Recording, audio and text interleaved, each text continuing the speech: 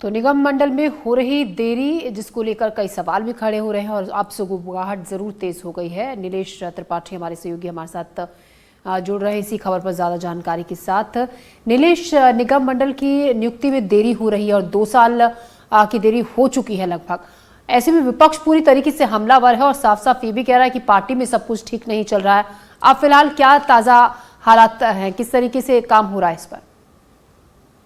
देखिए, कल भी जब संतोष पांडे से इस मामले में बातचीत की जा रही थी और भी कुछ संगठन के लोग थे जिनसे चर्चा हुई और बातचीत हुई, तो उसमें उनका यही कहना था कि जो बचे पद हैं निगम मंडलों में उसमें ऐसे कई लोग हैं जिनको पहली स्थिति में जिनको जगह नहीं मिल पाई थी और इसके अलावा कुछ ऐसे वरिष्ठ लोग, ऐसे जनप्रतिनिधि भी हैं, विधायक बने हुए हैं जो जिनको इस बात का की उम्मीद थी कि वो उनको जो है वो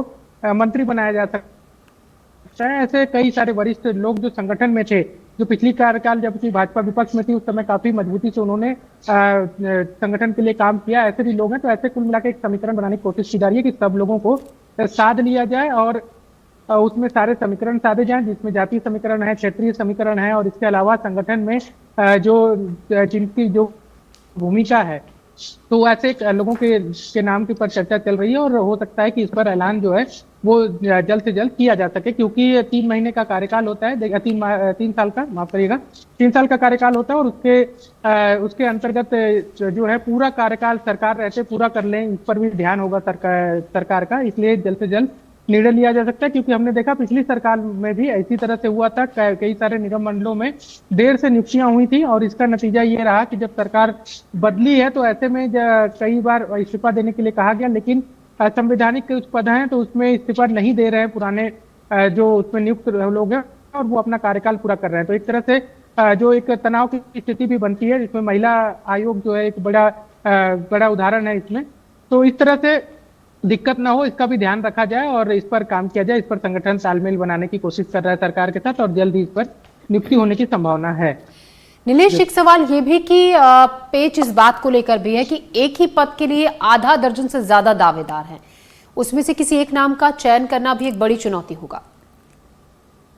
बिल्कुल, देखिए, जब तक नामों का ऐलान नहीं हो जाता तब तक हर वो व्यक्ति जो इस बात की उम्मीद रखता है कि उसका भी सूची में नाम हो सकता है, वो अपनी पूरी कोशिश करता है, पूरी ताकत लगाता है। और यही कारण है कि लगभग ज्यादातर लोग एक एक पदों के लिए जो उस निगम मंडल में उस जो फॉर्मूला है कि उसमें नियुक्ति किसकी होगी उस पर अगर फिट बैठते हैं या उस पर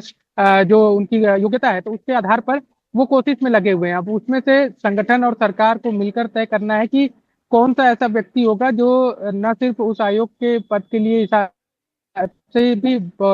परफेक्ट है, बल्कि जो अन्य समीकरण है जिसका चुनावों में भी लाभ मिलता है, जिसका संगठन को मजबूत करने में भी लाभ मिलता है, सरकार की इमेज बनाने में भी लाभ मिलता है, उसको भी ध्यान में रखा जाए। खासकर जातीय समीकरण, क्षेत्रीय समीकरण और उसका अपना राजनीतिक जो समीकरण है उस सबको साधने की कोशिश की जाएगी। और स्वाभाविक सी बात है, जब तक ऐलान नहीं होता है तब तक दावेदार रहते ही हैं। सब लोग की कोशिश रहती है कि उनको पद मिले, लेकिन उसमें से एक नाम तय करना, संगठन क्योंकि इतनी बड़ी पार्टी है और इतना अनुभव है, तो उसमें बहुत मुश्किल होगा, ऐसा लगता नहीं है। जी, बहुत शुक्रिया नीलेश जानकारी के लिए आपका।